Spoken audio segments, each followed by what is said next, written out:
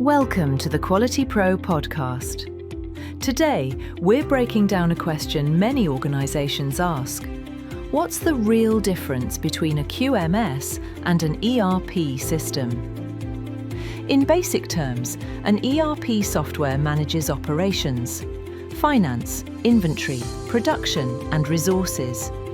It focuses on running the business. But quality requires more than operations. It requires control, compliance, and consistency. That's where a quality management system comes in. A QMS is built to manage quality management processes like audits, non-conformances, CAPA, documents, training, and inspections, ensuring quality is embedded into every process, not added later. With QualityPro QMS, quality data isn't buried inside transactions. It's captured, structured, and transformed into insights that prevent issues before they impact operations. The result? Stronger compliance, fewer quality risks, faster corrective actions, and confidence during every audit.